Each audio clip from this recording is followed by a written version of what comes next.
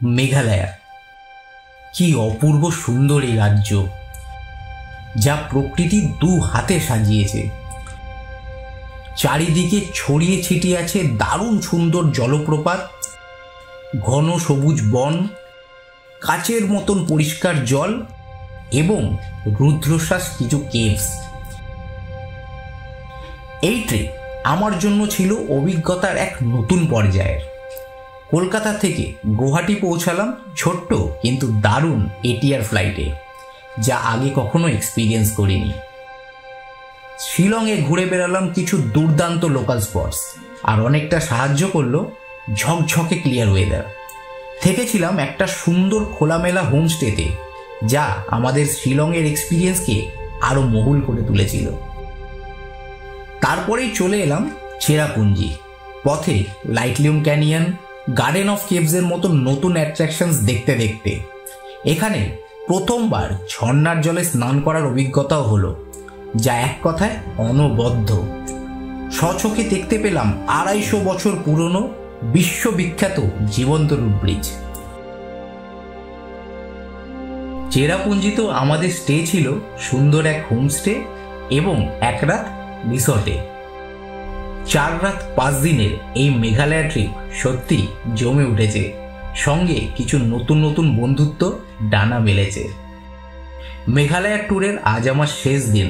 রাতে মা কামাখ্যার দর্শন করে কলকাতা ফেরত যাব হোম সুইট হোমে, কিন্তু স্মৃতি ভরে সব কিছু নিয়ে ফিরব, যা আগেই আপনাদের সাথে এই সিরিজে শেয়ার করেছি। আজকেও দারুণ কিছু এক্সপিরিয়েন্স অপেক্ষা করছে আমাদের জন্য, আশা করি আপনাদের ভালো লাগবে। তাহলে চলুন আজকের এপিসোডটা শুরু করি আমার মেঘালয় ট্রিপে এইবারের সবচেয়ে ফেভারিট স্পট থেকে, চেরাপুঞ্জি রিসর্টে এই সুন্দর একটা সুইমিং পুল থেকে। Good morning. আজ 10 সেপ্টেম্বর 2024, ঠান্ডা জল। শুরু করছি অন্যভাবে আমাদের এই ব্লগটা। পেছনে দেখতে পাচ্ছেন এটা হলো সিরাইন রিসর্ট। আমরা কোনো ট্রিপে একটা হোটেল বা হোমস্টে বা রিসর্ট আমরা রিপিট করি না, কিন্তু এবার আমরা রিপিট করতে বাধ্য হচ্ছি। কালকে আমরা রুট ব্রিজ ট্রেক করেছিলাম, ডাবল ডেকার। সেটা আগের ব্লগে আপনারা দেখেছেন, না দেখে থাকলে প্লিজ দেখে থাকুন, কারণ ওখানে রেনবো ফলস থেকে শুরু করে লাগুনস, যেগুলো খুব একটা সব ব্লগে দেখানো হয় না, সেটা আমরা দেখিয়েছি। আর রাত্রেবেলা এখানে চলে এসেছিলাম। আজকে এখান থেকে আমরা বেরিয়ে যাব গুয়াহাটির দিকে, কিন্তু এই রিসর্টটা বারবার না দেখিয়ে না উল্লেখ করে পারছি না। এই হলো আমাদের রিসর্ট, এই যে দেখুন এটা হলো আমাদের রিসর্ট। অনেকটা এরিয়া জুড়ে, সাথে পুল আছে, অনেক কম খরচায়।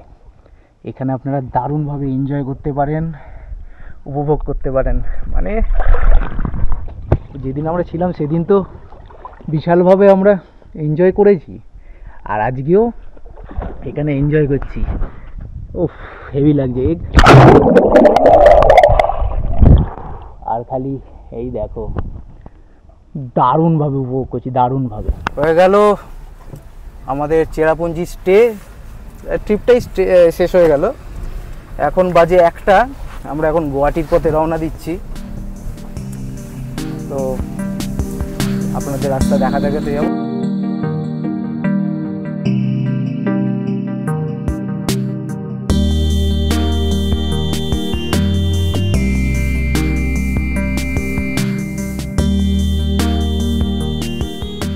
চেরাপুঞ্জি থেকে শিলংয়ের পথে প্রত্যেকটা মোড়ে আপনি আলাদা আলাদা প্রাকৃতিক সৌন্দর্য দেখতে পারবেন।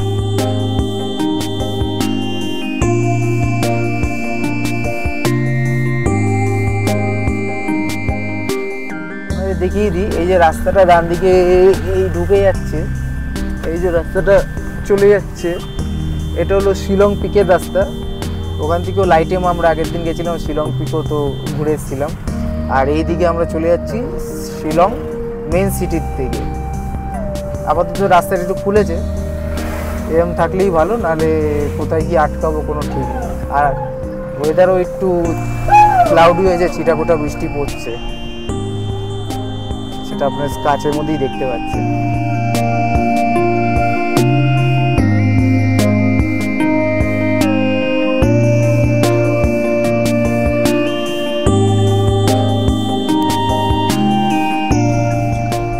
দেখছিলাম ওই ডান দিক দিয়ে চলে যাচ্ছে একবারে শিলং, আর আমরা বাঁ দিক দিয়ে বেরিয়ে চলে যাচ্ছি গুয়াহাটির পথে।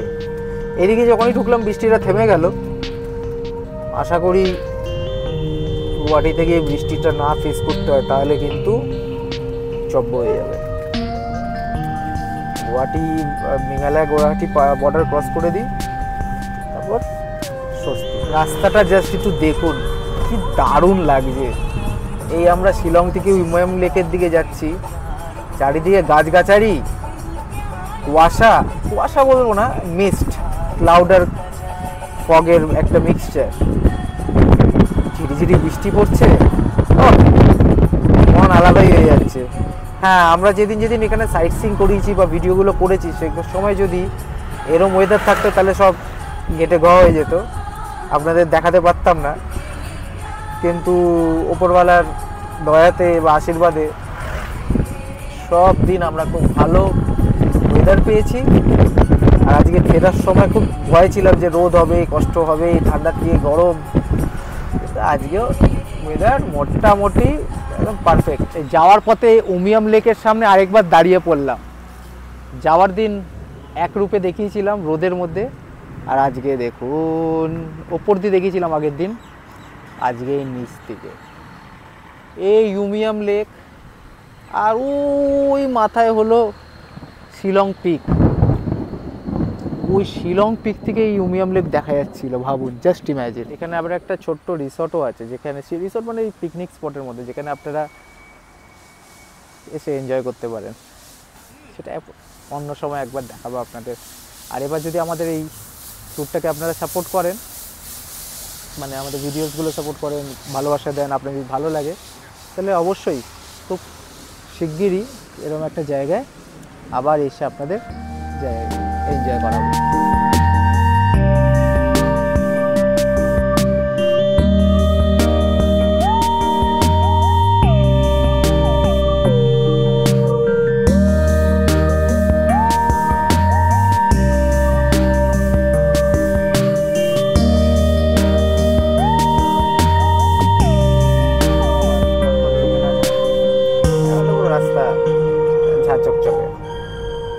যেখানে বৃষ্টি হওয়ার হয়েছে, যেখানে না হওয়ার হচ্ছে না, সব উপরওয়ালার কৃপা।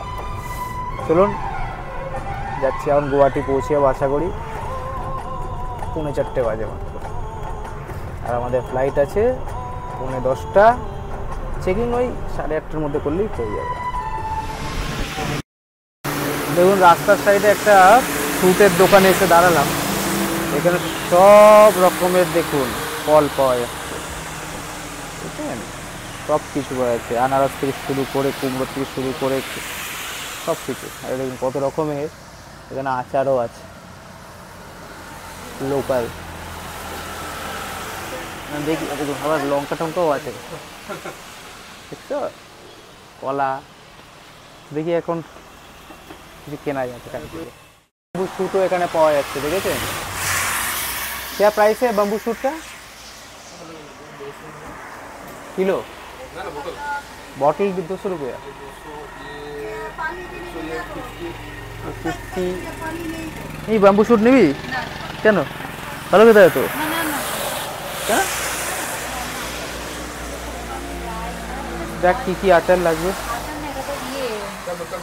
শুটকি মাছ, শুটকি মাছ আছে, আবার আমের আচার আছে, বাম্বু শুট পিকেল আছে, গার্লিক পিকেল আছে, জলপাই পিকেল আছে, ব্ল্যাকবেরি পিকেল আছে।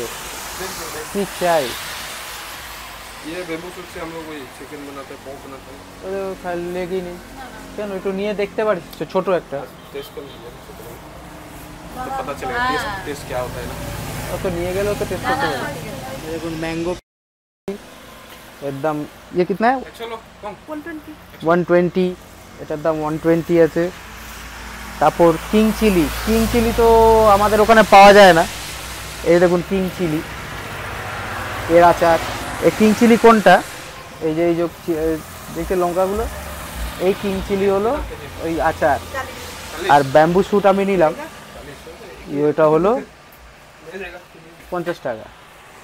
আর পাইনাপেল 80 টাকা। দেখি कहाँ का है ये? এগুলো সব নিয়ে নিচ্ছি।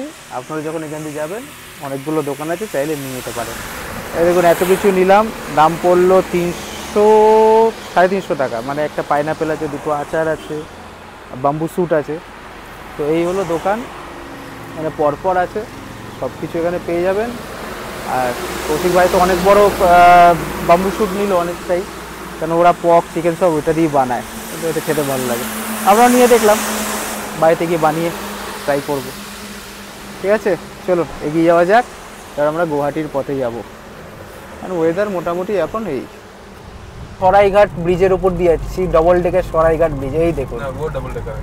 আচ্ছা ওটা ডবল ডেকার, ওটা পুরনো ডবল ডেকার ব্রিজ, যে উপর দিয়ে ট্রেনও যায় গাড়িও যায়। ना नीचे ट्रेन ऊपर गाड़ी। अच्छा अच्छा गलत गलत। अच्छा नीचे से ट्रेन जाता है, ऊपर से गाड़ी जाता है,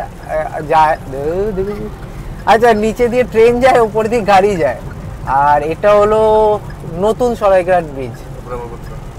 আর আমরা কোথায় যাচ্ছি? এই ব্রহ্মপুত্র নদীর ওপর থেকে, ওটা দেখিয়ে দিলাম। এই ব্রিজটা তো দেখেছেন নিশ্চয়ই। আর ওইদিকে উমানন্দ মন্দির, উমানন্দ বুঝতে পারবে না, পিকক আইল্যান্ড, हाँ ওই দিকটা পড়ে, ওই দিকটা। কেমন লাগছে? ভালো লাগছে? একটু ভিজিবিলিটি কম আছে, কিন্তু যেহেতু বৃষ্টি হচ্ছে, সারা রাস্তা বৃষ্টি আছে, পেছন ছাড়ছে না। ওপরে বৃষ্টি হয়নি তো, তাই সেই কোটাটাও পূরণ করে দিচ্ছে।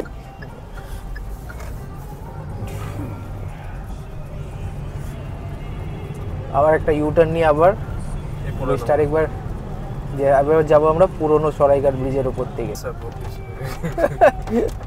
এখানে একটা সমস্যা, এই বৃষ্টি হলে সব জল জমে যায় কিন্তু, তাই অফিস থেকে যে বৃষ্টি শুরু হয়েছে সব দৌড় মারছে। এই দেখুন পুরনো সরাইঘাট ব্রিজে আমরা ঢুকছি। এই ওপর থেকে আমাদের গাড়ি যায়, আর নিচে যদি দেখাতে পারি, নিচে দিয়ে কিন্তু সব ট্রেনগুলো যায়। আমাদের সরাইঘাট কামরূপ যে ট্রেনগুলো গুয়াহাটির পথে যে ঢোকে, সব কিন্তু এই নিচ থেকে যায়। এর আগে আপনাকে শর্টসও দেখিয়েছিলাম। अच्छा बोगीबिल ब्रिज बोलता है, वो वाला कौन सा? वो डिब्रूगढ़ उस साइड अपर असम। अपर असम। এই দেখে নিন ব্রহ্মপুত্র লাগছে, দেখুন।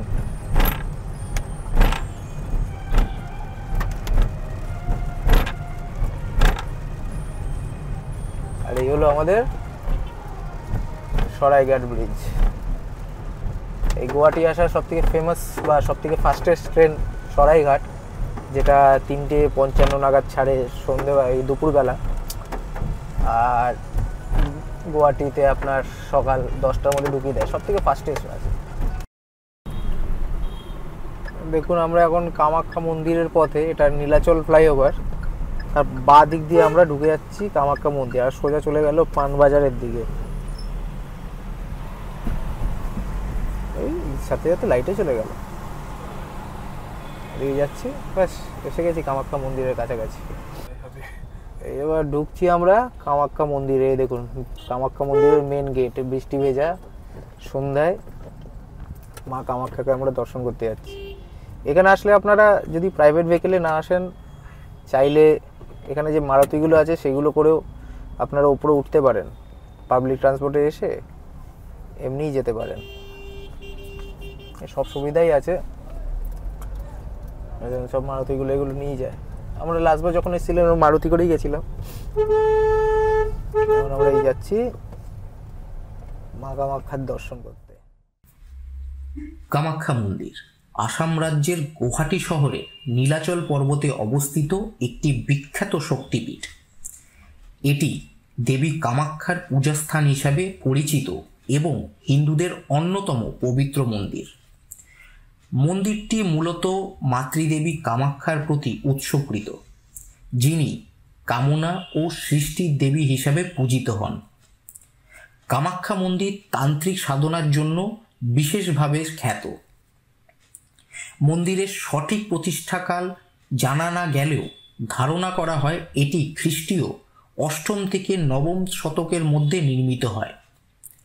কামরূপের প্রাচীন রাজারা এই মন্দিরের প্রতি বিশেষভাবে শ্রদ্ধাশীল ছিলেন। পরবর্তীকালে অহোম রাজারা মন্দিরের সংস্কার ও পুনর্নির্মাণ করেন। অহোম রাজা নরনারায়ণ 1565 সালে মন্দিরটি সংস্কার করেন এবং বর্তমান কাঠামোটি সেই সময় গড়ে ওঠে। মন্দিরটি ঐতিহ্যবাহী নগরশৈলী গম্বুজযুক্ত কাঠামোতে তৈরি। মন্দিরে কোনো মূর্তি নেই, বরং মন্দিরের অভ্যন্তরে পাথরের একটি যোনি আকৃতির অংশ পূজিত হয়, যেখান থেকে একটি প্রাকৃতিক ঝর্ণার স্রোত প্রবাহিত হয়। এটি মাতৃশক্তির প্রতীক হিসাবে ধরা হয়। কামাখ্যা মন্দিরের সবচেয়ে গুরুত্বপূর্ণ উৎসব হল অম্বাবুচি মেলা, যা প্রতি বছর জুন মাসে পালিত হয়। এই সময় দেবীর মাসিক ঋতু শুরু হয় বলে বিশ্বাস করা হয় এবং 3 দিন মন্দিরের দরজা বন্ধ থাকে। এরপর চতুর্থ দিন মন্দির আবার খোলা হয় এবং ভক্তদের জন্য প্রসাদ বিতরণ করা হয়। কামাখ্যা মন্দির ভারতের 51টি শক্তিপীঠের অন্যতম এবং এটি তান্ত্রিক পূজার্চনার জন্য বিশেষভাবে প্রসিদ্ধ। তান্ত্রিকরা এখানে সাধনা করতে আসেন কারণ তারা মনে করেন এটি আত্মাশক্তি ও মনের উপর নিয়ন্ত্রণ লাভের জন্য গুরুত্বপূর্ণ স্থান। এই মন্দির ভক্তদের জন্য আধ্যাত্মিক এবং ঐতিহাসিক গুরুত্ব বহন করে, যা প্রাচীন ভারতীয় সংস্কৃতি এবং ধর্মীয় ঐতিহ্যের প্রতীক। কোনো লাইন চলছে, ঢুকছে লোকে, এটা স্পেশাল কাউন্টার, সব এখান থেকে ঢোকে, মানে ওই স্পেশাল লাইন কিউ যায়। ভাগ্য আমি লাস্ট হ্যাঁ আমরা পারবো ধূপ লাগাতে পারবো নেই করেছে না না পারবো না আমরা ধূপ লাগাতে, যেহেতু আমাদের ঠাকুমা মারা गए 1 मास হয়েছে। हाँ सुबह से इधर लाइन होता है काउंटर का, हाँ फिर वो आगे हाँ सिटिंग एरिया है उधर। अच्छा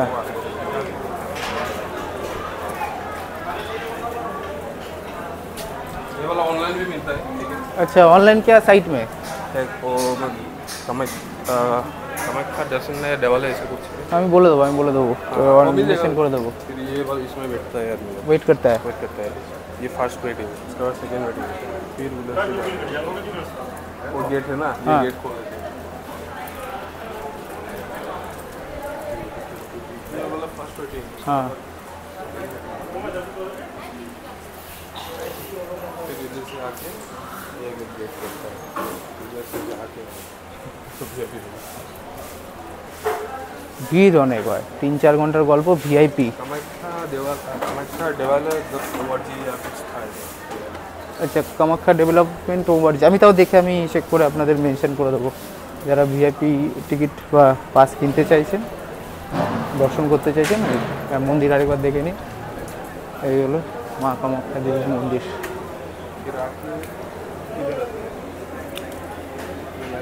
हाँ हाँ हाँ जैसे जब आदमी खत्म हो जाता है फिर वो गेट खोल के ये गेट खोल के और यहाँ से गाड़ी अंदर করলাম মা কামাখ্যার দর্শন। দূর থেকেই হোক, কিন্তু এখানে আসার জন্য মার পারমিশন লাগে, সেটা পেয়েছি। এটাই আমি নিজেকে ভাগ্যবান মনে করি, আর সব কৌশিক ভাইয়ের জন্য হয়েছে। প্লিজ মনে রাখবেন কৌশিক ভাইকে, শুধু ও কিন্তু শিলং বা মেঘালয় না, অনেক জায়গায় ট্যুর করায়, ফুফুনিয়া ট্যুরস। আমি কন্ট্যাক্ট নাম্বার দিয়ে রাখবো, আপনারা যোগাযোগ করতে পারেন। আমি তো নিজে বলে বলছি না, আপনারা নিজেরা কন্ট্যাক্ট করে নিজেরা বুঝতে পারবেন, এর বাইরে আর কিছু বলবো না। দেখুন এখন আরতি হচ্ছে, এমন সময় এসেছি আরতির সময়, ওই সব আরতি করছে, টোটাল জায়গাটা অ্যাম্বুলেন্স।